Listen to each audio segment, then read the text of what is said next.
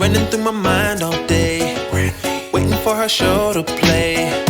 Turn your radio on, she's gonna play your favorite song. Hi, this is Brandi Richard Thompson, and this is Operation Growth, where we help you to grow through what you go through. We've had some really exciting episodes that incorporate individuals that I know really well and those who I'm just getting to know. But the episode that we have today is really special to me because the individuals who will be on the show with us are people who are in alignment with the work that I do all the time, which is helping other people to be successful, helping them to grow and achieve their highest potential through their own knowledge base and their own platform. So I'm extremely excited about the show today, and we're going to get right into it. So let's go. Today on the Operation Growth Show, we welcome Archita Fritz and Olivia Cream of the Embracing Only podcast. Together, they answer some of the deep questions that we as women and onlys are interested in, like how do you thrive and be as an only in the workplace? How do you bring your full self to work? And how do you overcome the fear and anxiety and set yourself on a trajectory that can benefit you? Archita is a senior marketing and engineering MedTech leader. She's the podcast host and producer of The 906 and chief marketing officer at an award-winning nonprofit, Speak Out Revolution. Olivia Cream is the senior human resources and equity, diversity, and inclusion leader. She is the podcast host and producer of The 906 as well, and she is a U.S. veteran from the U.S. Coast Guard. I'm so thrilled to share their insights with you today on the Operation Growth Show. Thanks for having us. Yay. I love that opening intro music you have there. We were like jiving and dancing to it. Yeah. One of my dear friends did that for me, and I've been wanting to do a show for a very long time. So I was like, I'm using that music. We're going to use that music in this show. So tell me a little bit, Olivia, about what got you to be interested in doing this Embracing Only podcast with Archita, because I have a feeling Archita kind of pulled you into this. Oh, 100%. 100%. So the journey for me was actually a little bit random, right? So Archita and I both worked at the same place, and we loved our company. And so as a part of our kind of employee engagement activities, we have this women's network, and we were preparing for a summit. I think this was back in, goodness, it was either 18 or 19 now. And so the ladies came to me and they said, "Hey, Olivia, would you mind doing, a talk on the topic of being the only?" And I was like, "Oh, absolutely. That'll be an easy one. My life is one big only story, right? Like I'm the only girl in the family of 3 boys. Then I decided that I wanted to be a military engineer. So there's not a ton of women doing that. Then I got out into the field, active duty engineer, and then transitioned into the medical device space where I was often an only. So it was a topic I was really, really comfortable speaking about. So in preparation for that event, I had to do a little bit of research because I'm definitely a data person. So I never want to say anything without doing a little bit of research. And I got into the McKinsey's Women in a Workplace study. And the statistics from the Women in the Workplace study blew my mind. Like as I was reading it, I about fell out of my chair. I was like, this is ridiculous. How are we here? So that was really the jump off point for me. Once I started to dig into the statistics and then kind of telling my own story, I started to realize that there were pivotal points in my own career as an only where someone pulled me aside and gave me some feedback that made the difference in me continuing to thrive or potentially getting stuck or maybe even going backwards in the place that I was. So through that talk, Archita saw the talk, and Archita being Archita reached out. And, yes, it was like, we're going to be friends. I was like, okay, we're going to be friends. And next thing you know, we were collaborating on this absolutely amazing initiative. And for me, the satisfaction is really kind of being the voice at that dining room table to help people navigate these work situations that oftentimes you find yourself struggling trying to learn the hard way. I'm seeking to ease that journey by passing along some of the lessons that I learned because somebody took pity on me and gave me feedback, to other people that may help them. Well, not pity on you. People looked at you and saw that you were amazing and wanted to help you to get even better so that you could make the world a better place. Let's say it that way. And I'll take it. and so Archita, I'm going to let you share how I know you and how you just became this incredible part of my life. So, Oh my goodness. Yes, I'm so grateful that Miss Brandy chose me, quite frankly, because I'm part of the How Women Lead Fellowship Program. So it's a global fellowship program, and you have an opportunity to apply to this. And I think about 15 to 20 women every year get picked to be a part of these cohorts. And there's a story here that brings Olivia and Brandy together because Olivia wrote one of my recommendations for the program. Yes. And when I was looking for this program, I was at a point in time in my journey 2 years after my executive MBA. And I'd sought the executive MBA as an opportunity to find community of like people who I could engage with, who could challenge me with my thoughts and ideas. But I noticed that once the program was over, we were all there for a purpose, like goals. We were not there to build community and invest in each other as much as I thought would be the case. So when I was looking for the program and how women lead, it was critical for me that I found a community of women that truly unequivocally is that the word, want to invest in each other. And I'm what 6 months in or 8 months in right now, and I really feel that as part of the program you have a mentor for for a smaller cohort of the larger program. So we're 4 women, and we're so lucky that Brandy chose to be our mentor. The name of our group is called the Fierce Queens, and oh my goodness, do we own that that name? And so we get a chance to like work with Brandy on some of our, I would say, goals of being versus goals of doing. And it's just been really fascinating to have a chance to do that. no, it's been fascinating to be able to learn from all of you. And Archita is one of the reasons why we chose the name Fierce Queens, because she just has a tenacity and a drive about her, which is why I thought that she pulled you into something, Olivia, because she has a way of doing that.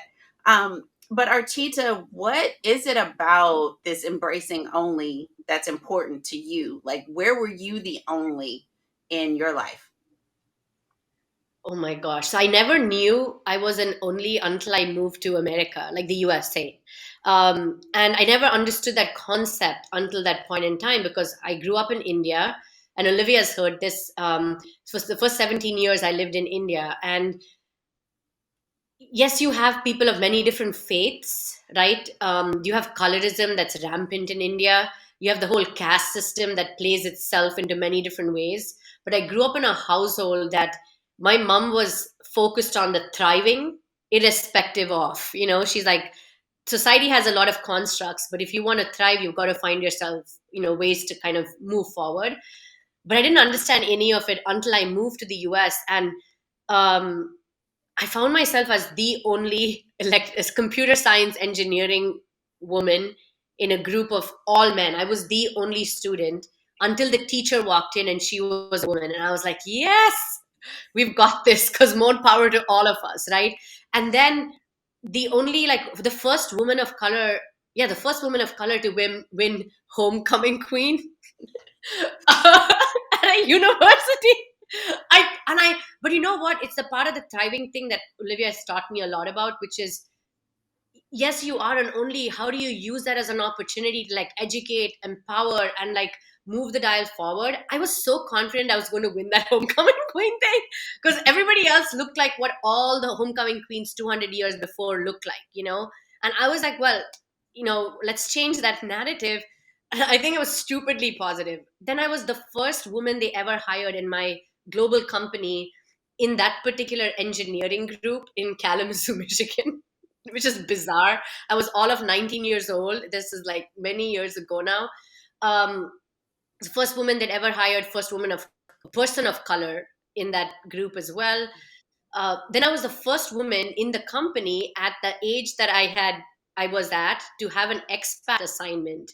So to be sponsored by the company at 26 years old to go be an expat somewhere else, because usually this is reserved for people like in their middle age, whatever your middle age is, coming over here. And so then those were a lot of the moments of onlyness in numerous ways, but I never quantified those journeys as like being an only until probably later in my life, because I was like a lot of women who find themselves as an only do, when they're in these situations, they navigate in order to like win and thrive instead of focusing on the fact that they're a minority or they don't have the opportunities. I just kept moving and pushing through it to like make things work. And then later on, as I now focus on it, I think about how do you create spaces for people who may feel like they're an only to thrive. Mm-hmm.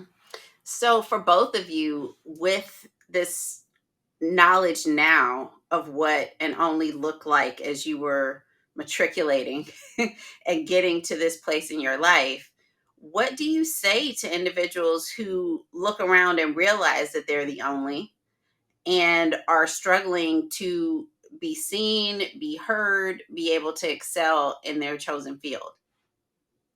Olivia, you first. So this is the key question for me, Brandi.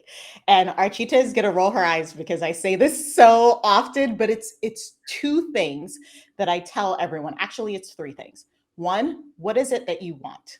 You have to be able to answer that question, because if you can't tell me I want to be at the next level, or I want financial freedom, or I want this house that I'm looking at for my kids, or I want flexibility to be able to take care of, aging parents or whatever the case may be. If you don't know what you want, I can't help you.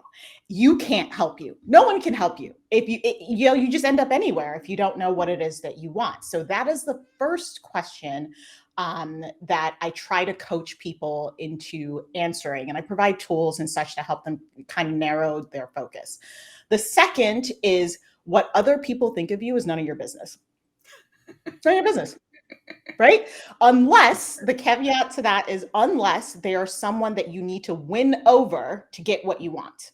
And it's very important, I think, especially for people like me that are introverts. We're not just going to go around talking to everybody and, collecting friends. You have to be very intentional about the people that you build strong relationships with if you're an introvert. But for extroverts as well, they should be in alignment with your journey. And then the last thing is control the controllables. If something is happening in your environment that you have no control over, stop thinking about it, move on, and focus on what you can control, because those are the things that are going to keep you sane through your journey. If you just focus on the things that are upsetting you, but you have zero control over, it's waste of time. It's what I lump into the noise bucket, and it'll distract you from your goal. So those are the three things that I typically offer folks. I love those things because as a coach, helping people to find out what they want seems like they would have known that before they even came to you as a coach, but they don't. And they haven't taken the time to figure it out. So I love those three things. Archita, as it relates to being the only in the workplace, my understanding as we came into this conversation was that you're more rosy than Olivia. Is that true? Are you more rosy? What rosy? What does that mean? Like rosy, things are rosy. Love and light and cotton candy. No. Balloons She has. and I'll tell you hugs. this. So this cotton candy girl here. No, I'll tell you what it is. Coming into this conversation in general, like what we talk about on the podcast as well, is Olivia has always told me that she goes into life saying people don't have good intentions, or like people are not like the best. And I'm like, I go and being like, no, people have a good heart. Like I didn't assume not about not positive intent, but we kind of have a little bit of a difference of opinion there. But sorry, Brandi, what was your question? Can I add to what Olivia was saying, or was the question directionally taken? When you encounter those individuals who maybe you find out do have bad intentions, how do you interact from the space of being an only? Olivia gave us three ways of Yes. looking at being the only and being able to thrive out of it, to come out of it in some way. I'm interested, since you do have this rosy perspective on people being good intentioned at their core, when you see that people don't have good intentions, what's the next step to be able to thrive and be successful as an only? Yeah. So that's a great question. I've experienced some, we all experience some very much so all the time. But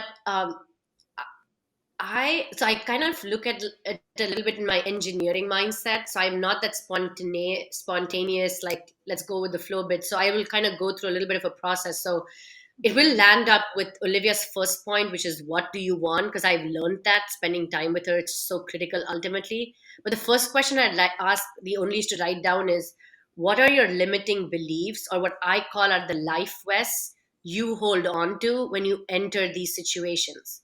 Because until you understand those, because someone looks a certain way or has a certain title or sometimes speaks to you in a certain way, you may come into a situation holding on to that life vest and not show up like you need to show up. Because for me, my life vest that kept me back in my old place of work was, I'm an immigrant on a visa, nobody would ever sponsor me. It held me back for so freaking long. And it sounds nuts, because why would I? Of course I've got a lot of talent to offer, but I used that life vest and I walked into every situation. So when someone was not nice to me, I went like anxiety, fear. So I will use the second thing, which we just hashtagged in the podcast, which is kill the fear. So once you identify your limiting beliefs and your like bias, like the biases you hold when you walk into a place, Olivia, I think, hashtag this on our podcast, so it's memorialized there for anyone. Kill the fear, because fear is going to hold you back in so many ways and create anxiety for things that don't even exist. And I have this quote up here that says, fear is like a rocking chair. It gives you something to do, but never gets you anywhere. And I will say that over and over again to anyone, and I repeat it to myself constantly. So throw your life jacket away, identify it first, throw it away, kill the fear would be the second bit. And then I would say you have to still go back to what Olivia said. You have to articulate for yourself what the heck it is that you want. And you can't think about, oh, the situation will ultimately fix itself to help give me what I need. You need to tell what is it that you want, and go find the tools, the resources, engage the right people to get you out of, whether it be a situation, a circumstance, etc. But you got to do the what's it called, the initial research to ensure you're tackling the right what is it that you want. So what I'm hearing you say is that it has nothing to do with you being rosy or looking at the situation in a way that's rosy or not. It has to do with you focusing inwardly on yourself and your limiting beliefs to determine what life vest you're holding on to that may be creating some of the issue that you're dealing with. Is Yes, that and accurate? I do want to caveat it with this, because I feel like my sister is sitting on my shoulder and yelling in my ear that people can't, I just was sharing this with Olivia, people can't just like pull up their bootstraps and like thrive, because there are circumstances that exist.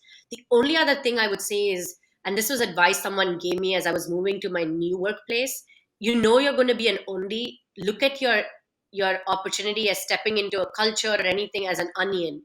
Peel that onion when you choose to peel the layers of it. Don't feel like you need to come into a space and show up in all your vibrant colors right away, because we're like, I want to be my authentic self. Like, this is who I want to be. If there's a place that doesn't make me be authentic, I don't want to show up there. what do you want? Like, seriously, if you want to get what you want, and if you pull it all out, people don't know you yet. They don't understand, like, all of these like constructs of you. So be intentional. I think that was your second point, right, Olivia, was be intentional in peeling that onion. If you understand there are people who are not as well intentioned in front of you, in your journey to achieve what you need. Yeah. And Brandi, before we move on, I just want to tie that point up, because we have gotten questions about the whole pull yourself up by the bootstrap situation. And I don't know exactly what we said or didn't say, how people extrapolated that message, but I'm not a believer of the bootstrap, because sometimes you don't even have a boot with strings to pull it up, right? So to clarify what we're saying is it's not this, pie in the sky, oh, just pull yourself up by your bootstraps. We know the world does not work like that. However, you have to start moving in a direction yourself before other people can say, oh my God, you're doing some good stuff. Let me jump on your bandwagon and help you. You will find people on your journey to help you get to where you want to go, but you have to take the first step, and maybe the second step and the third step, and start heading into a direction before people can start to hitch to your wagon and say, let me help you along the way. So I just wanted to clarify that, because we have gotten a lot of questions. So are you getting these questions because people feel like it's unfair to say, pull yourself up by your bootstraps, because there are systemic issues that keep onlys from being successful? Yes. Okay. Yeah. Okay. I think people sometimes, and I get it, right? I mean, if you look at my background, I am a female Jamaican engineer. I mean, I check all the unicorn boxes, right? Like any only situation that you can think of, it, check, right? So I get it when people say it's not that easy. No, what I'm telling you to do is not easy at all. But no one survives life on this plane without help. You have to get help. You have to get mentors, you have to get advocates, you have to get coaches, you have to get associates, you have to get help, but you have to set the direction. Otherwise, what ends up happening is you end up on these crusades because somebody told you you couldn't do something, and then you pick your head up one day and you're like, do I even want to do this thing? Like, just because I can, should I? Right? You end up building someone else's dream, for whatever reason, if you're not setting the direction yourself. So you have to start there. I love that. And it dovetails back into knowing what you want, because you're not supposed to be doing what everybody else wants. You're supposed to be doing what you want. I'd like to, when we come back, segue into the power. Is there power in being the only? And if so, what is that, and how have you been able to wield it? So we'll be right back after this.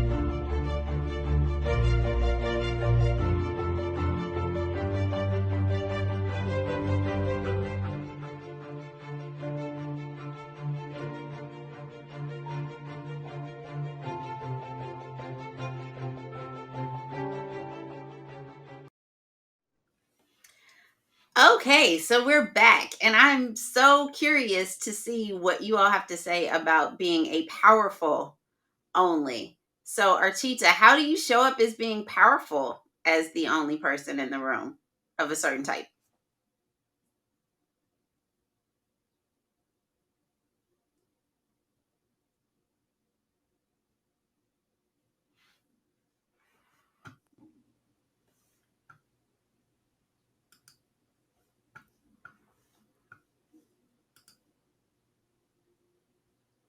Let's see.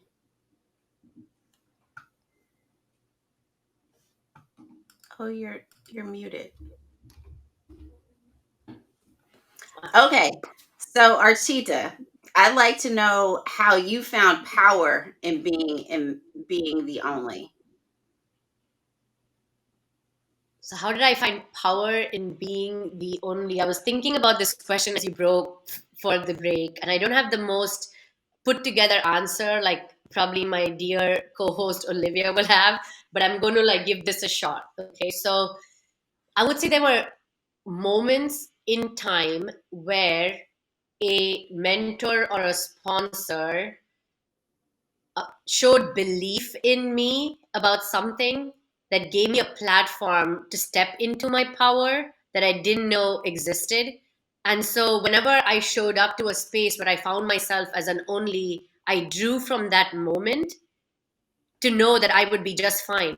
And to me, there's an example where I was in sixth grade and I didn't come from a wealthy family or anything like that. But in India, in a lot of these convent schools, like the schools run by like sisters and all of this from the colonist era back in the day, they put a lot of emphasis on, who was the fairest kid, which kid had a lot of money, uh, and those kids would get opportunities. And it's a fact. And I'm for my friends or anyone listening, it's a fact. We all have to like own it.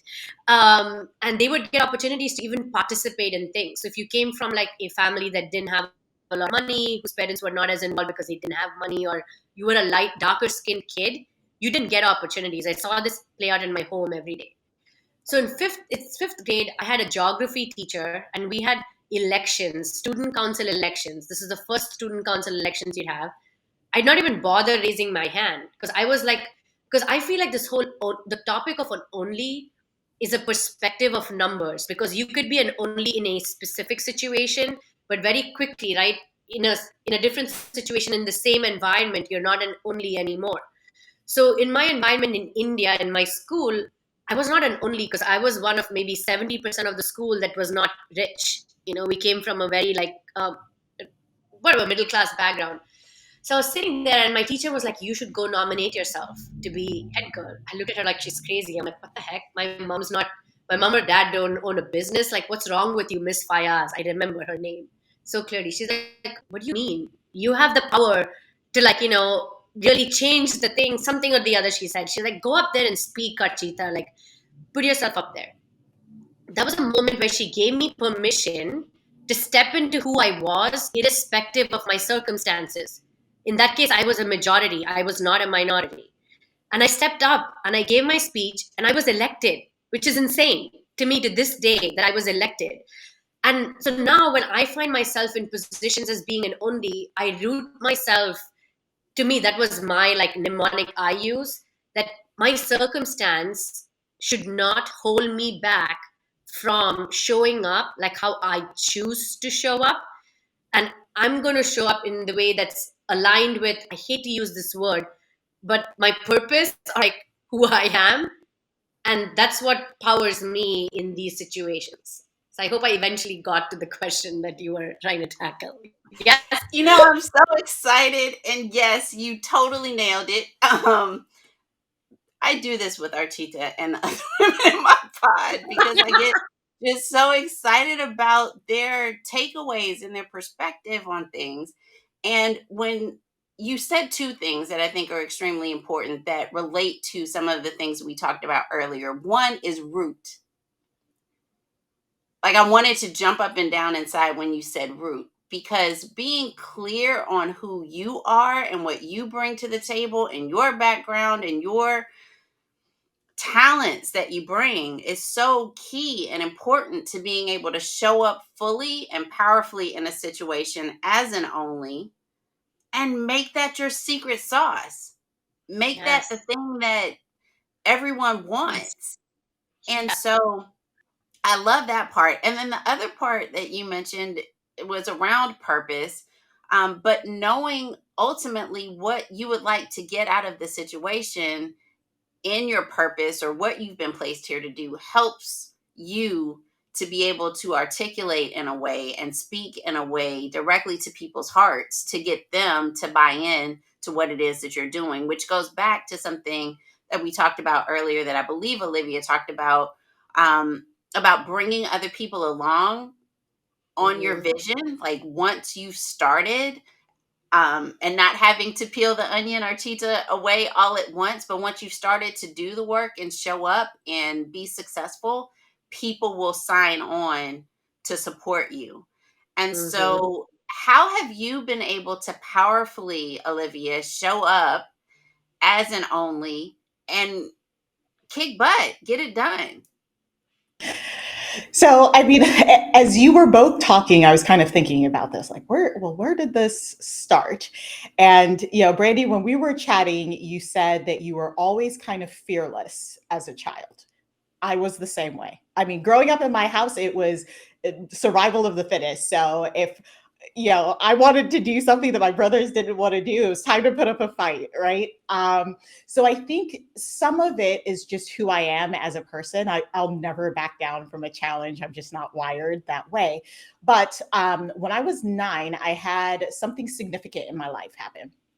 We got into a pretty bad car accident and it destroyed the right half of my face. I couldn't walk, and I'm a kid, I'm 9 years old, right? So as you can imagine, children being children, as I went back to school, they were calling me Bart Chip Face, and I was getting made fun of, and I couldn't play soccer. And at the time, that was my claim to fame. I was like a great soccer player, I couldn't play.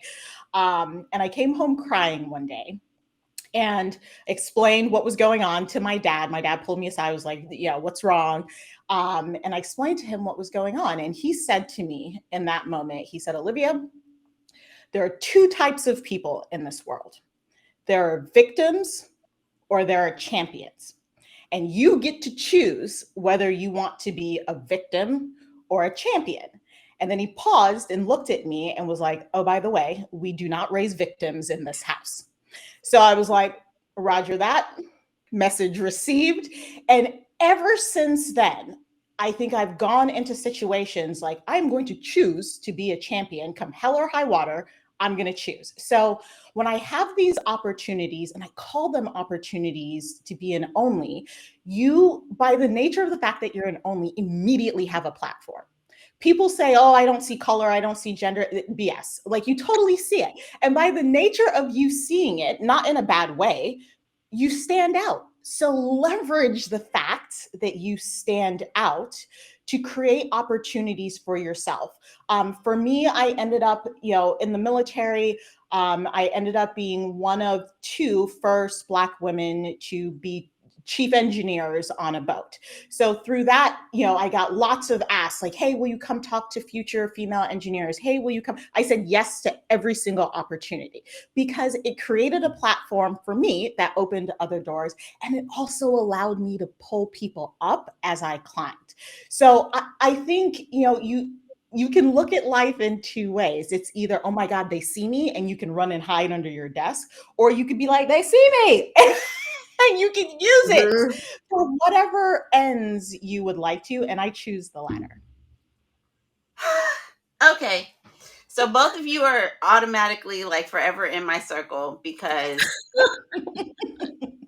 there's so many things. Like I was in a car accident as a young person, and yes, Archita, it's you that created this space of Archita, Olivia, and Brandi. Best space ever. I love I love it. I love it. So we have gone over as I always do. So if you want to participate in more of this conversation, please check us out on my YouTube channel. But we are so thankful that you spent time with us today on this Operation Growth show. Archita, Olivia, where can they find you and continue to learn about how you embrace only? We're on every and any podcast channel that's out there, on Apple, on iTunes, on Spotify, on the World Wide Web at embracingonly.com. Follow us, listen to our episodes. We're 5 seasons in, and tag or message us with a woman you'd like for us to unpack the story of an ordinary woman who is defying the odds and thriving in spite of being an only. So we'd love to share those stories. So come find us. We're all over. embracingonly.com. Yes, please engage with us. And if you have any questions, we're open books. So if you have questions, or if you want to hear more, or you're struggling with something and you just want some free thoughts from the peanut gallery here, please engage with us. We would love to hear from you. Well, we are so thrilled that we had you on the show. And please remember that active personal development, which I like to call Operation Growth, is my way of life. It's Olivia's way of life, and it is Archita's way of life.